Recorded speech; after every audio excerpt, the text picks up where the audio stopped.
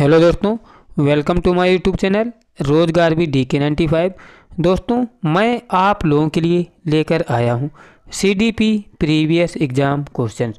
दोस्तों, ये जो क्वेश्चंस हैं ये प्रीवियस एग्जाम में पूछे हुए क्वेश्चंस हैं, इसलिए आप लोगों के एग्ज़ाम के लिए मैं आप लोगों को रिवाइज कराने के लिए ये क्वेश्चंस लेकर आया हूं। आप लोगों से रिक्वेस्ट है कि आप लोग ये क्वेश्चन ज़रूर देखिएगा, इससे आपको अंदाज़ा लग सकता है कि पिछले एग्ज़ाम में किस टाइप के क्वेश्चन पूछे गए हैं। उसी टाइप के क्वेश्चंस दोस्तों आगामी एग्ज़ाम में आएंगे। चलिए शुरू करते हैं।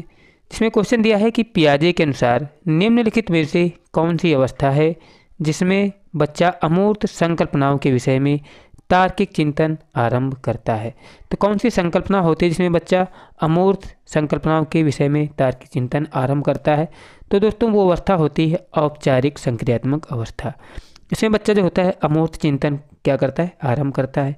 और ये अवस्था होती है दोस्तों 11 वर्ष से ऊपर की अवस्था होती है। इसके बाद में हमारा अगला क्वेश्चन है कि विकास कभी ना समाप्त होने वाली प्रक्रिया है, यह विचार किससे संबंधित है? विकास कभी ना समाप्त होने वाली प्रक्रिया है, ये तो पढ़ के ही स्पष्ट हो रहा है कि कभी ना समाप्त होने वाली। जो कभी नहीं समाप्त होगी उसका मतलब क्या है, ये निरंतर चलने वाली अभिक्रिया है, इसलिए इसको बोलते हैं निरंतरता का सिद्धांत। आप लोग रिलेट करके भी पढ़ सकते हो। अगला क्वेश्चन है कि निम्नलिखित में से कौन सा शिक्षार्थियों में सृजनात्मकता का पोषण करता है? सृजनात्मकता मतलब जो होता है दोस्तों, आगे भविष्य के बारे में अच्छे से सोचता है, क्या करना है क्या नहीं करना है, जो भी चीज़ करता है बहुत ही सूझबूझ के साथ करता है। दिया है कि इसका आंसर कि प्रत्येक शिक्षार्थी के अंतर्गत प्रतिभाओं का पोषण करना एवं प्रश्न करने की अवसर उपलब्ध कराना। ये सभी दोस्तों क्या है, सृजनात्मकता का पोषण करता है। अगर कोई बच्चा प्रश्न करता है तो आप उसको उत्तर देके संतुष्ट करोगे। ये एक शिक्षक का क्या होता है, दायित्व होता है। इससे बच्चा क्या होता है, सृजनशील बनता है। अगला है कि निम्नलिखित में से किस अवस्था में बच्चे अपने समवयस्क समूह के सक्रिय सदस्य हो जाते हैं? किस अवस्था में जो बच्चे होते हैं अपनी समवयस्क समूह के, और यहाँ पे आ जाता है सक्रिय सदस्य। अगर समवयस्क और सक्रिय सदस्य आता है तो दोस्तों वो होती है किशोरावस्था में। इसमें दोस्तों क्या होती है, बच्चे की पक्की दोस्ती होती है और एक ना टूटने वाली होती है, इसीलिए इसको समवयस्क के सक्रिय सदस्य के रूप में भी जाना जाता है इस अवस्था में दोस्ती को।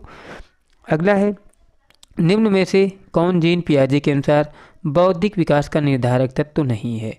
तो कौन सा जो है दोस्तों जीन पियाजे के बौद्धिक विकास का निर्धारक तत्व नहीं है? तो वो होता है दोस्तों सामाजिक संचरण। सामाजिक संचरण जो होता है बौद्धिक विकास का निर्धारक तत्व नहीं है। किसके अनुसार दोस्तों? पियाजे के अनुसार। क्योंकि दोस्तों जो जीन पियाजे हैं इन्होंने क्या दिया था, इन्होंने दिया था संज्ञानात्मक विकास का सिद्धांत, और सामाजिक के बारे में दोस्तों बताने वाले थे लेव वाइगोत्स्की। इसके बाद में अगला क्वेश्चन है कि विकास के संदर्भ में निम्न में से कौन सा कथन सत्य नहीं है?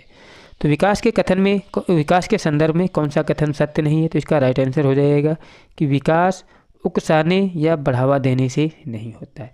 तो विकास जो है बिल्कुल सत्य बात है कि विकास जो होता है उकसाने या बढ़ावा देने से नहीं होता है, ये इसका राइट आंसर हो जाएगा। इसके बाद में अगला क्वेश्चन है कि खिलौनों की आयु कहा जाता है। तो खिलौनों की आयु दोस्तों कहा जाता है किसको? ये कहा जाता है पूर्व बाल्यावस्था को। इस अवस्था को दोस्तों खिलौनों की आयु भी कहा जाता है। अगला क्वेश्चन है कि स्थायी मतलब व्यक्तित्व स्थायी समायोजन है। तो व्यक्तित्व स्थायी समायोजन क्या होता है दोस्तों? पर्यावरण के साथ, जीवन के साथ और प्रकृति के साथ।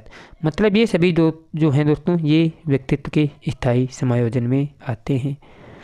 इसके बाद में हमारा अगला क्वेश्चन है कि शर्म तथा गर्व जैसी भावना का विकास किस अवस्था में होता है? शर्म तथा गर्व जैसी भावना का विकास किस अवस्था में होता है? तो इसका राइट आंसर हो जाएगा बाल्यावस्था। बाल्यावस्था में दोस्तों क्या होता है, शर्म तथा गर्व जैसी भावना का विकास होता है। इसके बाद में अगला क्वेश्चन है कि शैशवावस्था की प्रमुख विशेषता नहीं है। शैशवावस्था की प्रमुख विशेषता क्या नहीं है? तो इसका राइट आंसर हो जाएगा चिंतन की प्रक्रिया। चिंतन की प्रक्रिया जो है किशोरावस्था की मतलब शैशवावस्था की प्रमुख विशेषता नहीं है, यह है दोस्तों चिंतन प्रक्रिया। इसके बाद में अगला क्वेश्चन है किस मनोविज्ञान के अनुसार विकास एक सतत और धीमी प्रक्रिया है? विकास एक सतत और धीमी प्रक्रिया है किसके अनुसार? तो दोस्तों ये कथन है स्किनर का। स्किनर के अनुसार क्या होता है, विकास एक निरंतर और धीमी प्रक्रिया होती है जो निरंतर चलती रहती है। इसके बाद में अगला क्वेश्चन है कि व्यक्तित्व विकास की अवस्था है। तो व्यक्तित्व विकास की अवस्था होती है दोस्तों अधिगम एवं वृद्धि। अधिगम एवं वृद्धि जो होती है ये व्यक्तित्व विकास की अवस्था होती है। इसके बाद में अगला क्वेश्चन है कि विकास में वृद्धि से तात्पर्य है। विकास में वृद्धि से तात्पर्य क्या होता है? तो इसका राइट आंसर हो जाएगा आकार, सोच, समझ एवं कौशलों में वृद्धि। आकार, सोच एवं समझ में जो वृद्धि होती है दोस्तों, ये विकास में वृद्धि से तात्पर्य होता है। इसके बाद में हमारा अगला क्वेश्चन है कि परिपक्वता का संबंध है। तो परिपक्वता का संबंध दोस्तों किससे है? तो इसका राइट आंसर हो जाएगा विकास। विकास जो है दोस्तों इसका संबंध किससे होता है? परिपक्वता से होता है। अगला क्वेश्चन है कि एक बच्चे की मानसिक आयु 12 वर्ष एवं मानसिक आयु 10 वर्ष है, तो उसकी बुद्धि लब्धि क्या है? तो मानसिक आयु कितनी है दोस्तों? 12 है, तो 12 और गुणे क्या कर देना है? 100 कर देना है। और बाटे में वास्तविक आयु कितनी है? 10, तो 10 से भाग कर देंगे, 0 से 0 कैंसिल, तो क्या है 12 और 10 की गुणा कर देंगे तो राइट आंसर आ जाएगा 120। उसकी बुद्धि लब्धि कितनी है दोस्तों? तो उसकी बुद्धि लब्धि 120 है। अगला है कि शरीर के आकार में वृद्धि होती है। क्योंकि दोस्तों शरीर के आकार में वृद्धि होती है क्योंकि शरीर शारीरिक और ये गत्यात्मक विकास होता है। इसके बाद में हमारा अगला क्वेश्चन है कि मानसिक विकास को प्रभावित करने वाले कारक कौन है? तो मानसिक विकास को प्रभावित करने वाले कारक हैं वंशानुक्रम। वंशानुक्रम जो होता है ये शारीरिक विकास को प्रभावित करने वाला कारक होता है। अगला है कि बाल मनोविज्ञान के आधार पर कौन सा कथन सर्वोत्तम है? तो बाल मनोविज्ञान के आधार पर कौन सा कथन सर्वोत्तम है? तो इसका राइट आंसर हो जाएगा प्रत्येक बच्चा विशिष्ट है। ये नहीं कोई बच्चा कमज़ोर है तो उसको आप मनोबल डाउन करोगे, तो ये नहीं है, क्योंकि दोस्तों अपने आप में प्रत्येक बच्चा क्या होता है? विशिष्ट होता है। इसके बाद में अगला क्वेश्चन है कि एक बच्चे की वृद्धि और विकास के अध्ययन की सर्वाधिक अच्छी विधि कौन सी है? एक बच्चे की वृद्धि और विकास के अध्ययन में सर्वाधिक अच्छी विधि कौन सी है? तो राइट आंसर हो जाएगा विकासीय विधि। विकासीय विधि जो होती है एक बच्चे की वृद्धि और विकास के अध्ययन की सर्वाधिक अच्छी विधि है। अगला क्वेश्चन है कि मानव जाति में भी कौन से व्यक्ति भिन्नता के निर्धारक तत्व हैं जो मानव जाति की विविधता को बताते हैं? तो इसका राइट आंसर हो जाएगा आनुवंशिक व पर्यावरण की अंतःक्रिया। आनुवंशिकता व पर्यावरण की अंतःक्रिया जो होती है ये दोस्तों व्यक्तिक भिन्नता के निर्धारक तत्व होते हैं। इसके बाद में हमारा अगला क्वेश्चन है कि बुद्धि के संबंध में सही कथन क्या है? तो बुद्धि के कथन में कौन सा कथन सही? तो राइट आंसर है समायोजन करने की क्षमता, ये भी होती है। अगला है सीखने की क्षमता का नाम बुद्धि है, ये भी है। अगला है कि संक्षिप्त तार्किक क्षमता का नाम, ये भी दोस्तों एक बुद्धि है, इसलिए ऑप्शन नंबर डायरेक्ट हो जाएगा उपरोक्त सभी। इसके बाद में अगला क्वेश्चन है कि मनोविज्ञान शिक्षा का आधारभूत विज्ञान है, यह किसने कहा है? जो मनोविज्ञान है दोस्तों ये शिक्षा का आधारभूत विज्ञान है, ये कथन किसका है? याद रखिएगा ये कथन स्किनर का है। अगला क्वेश्चन है कि बुद्धि लब्धि मापन के जन्मदाता कौन है? तो बुद्धि लब्धि मापन के जन्मदाता हैं टर्मन। आप याद रखिएगा बुद्धि लब्धि मापन के जन्मदाता टर्मन महोदय हैं। इसके बाद में अगला क्वेश्चन है कि शिक्षा मनोविज्ञान की उत्पत्ति का वर्ष कौन सा माना जाता है? शिक्षा मनोविज्ञान की उत्पत्ति का वर्ष माना जाता है दोस्तों सन 1900। सन 1900 में दोस्तों शिक्षा मनोविज्ञान की उत्पत्ति हुई थी। अगला क्वेश्चन है कि गर्भ में बालक के विकसित होने में कितने दिन लगते हैं? तो गर्भ में विकसित होने में दिन लगते हैं 280, कहीं कहीं पर 270 भी मिलता है। और याद रखिएगा अगर माह में देखा जाए तो 9 माह होता है गर्भ में बालक को विकसित होने में समय। अगला है कि नवजात शिशु का भार होता है, तो नवजात शिशु का भार कितना होता है? तो इसका राइट आंसर हो जाएगा 7 पाउंड। 7 पाउंड जो होता है नवजात शिशु का भार होता है। अगला है कि बच्चों को सीखने की प्रक्रिया में माता पिता को डैश डैश की भूमिका निभानी चाहिए। तो दोस्तों बच्चों की सीखने की प्रक्रिया में माता पिता को अग्रोन्मुखी की भूमिका निभानी चाहिए।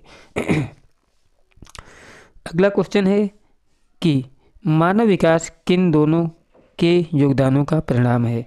तो जो मानव विकास है किन दोनों के योगदानों का परिणाम है? तो इसका राइट आंसर हो जाएगा वंशानुक्रम एवं वातावरण का दोस्तों ये क्या होता है? परिणाम होता है।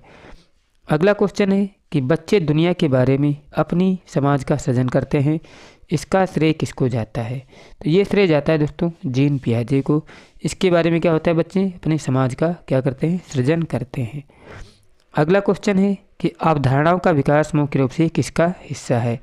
अवधारणाओं का विकास जो होता है ये मुख्य रूप से बौद्धिक विकास का हिस्सा होता है। इसके बाद में अगला क्वेश्चन है कि निम्न में से कौन सी पूर्व बाल्यावस्था की विशेषता नहीं है। तो कौन सी है जो पूर्व बाल्यावस्था की विशेषता नहीं है? तो राइट आंसर हो जाएगा खेलने की अवस्था। खेलने की अवस्था दोस्तों ये पूर्व बाल्यावस्था नहीं होती है। अगला क्वेश्चन है कि मूल्यांकन किया जाना चाहिए। मूल्यांकन कब किया जाना चाहिए दोस्तों? ये किया जाना बच्चों के सीखने के स्तर का ज्ञान होता है। मूल्यांकन इसलिए किया जाता है कि बच्चे के सीखने के स्तर का क्या होता है, इससे ज्ञान हो जाता है कि बच्चे सीख रहे हैं कि नहीं सीख रहे हैं। अगला है कि शिक्षा मनोविज्ञान की दृष्टि से निम्न में से कौन सा कथन सत्य है? तो आप लोगों को सत्य को बताना है। तो क्या है दोस्तों? बच्चे अपने ज्ञान का सृजन स्वयं करते हैं।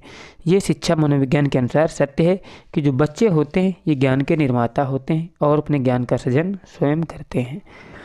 इसके बाद में अगला क्वेश्चन है कि बच्चों में नैतिकता की स्थापना के लिए सर्वोत्तम मार्ग है।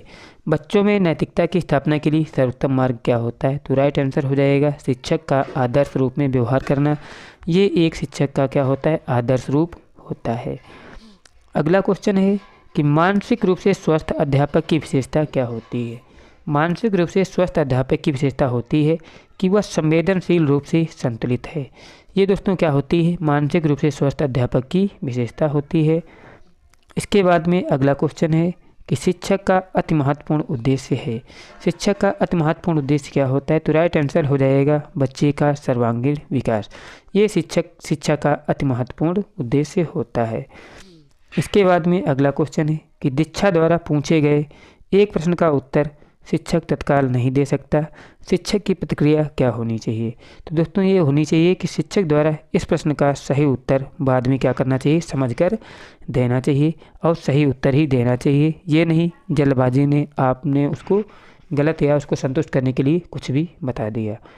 अगला है कि आप अनपढ़ माता पिता के बच्चों को अंग्रेजी सिखाना चाहते हैं तो क्या करेंगे?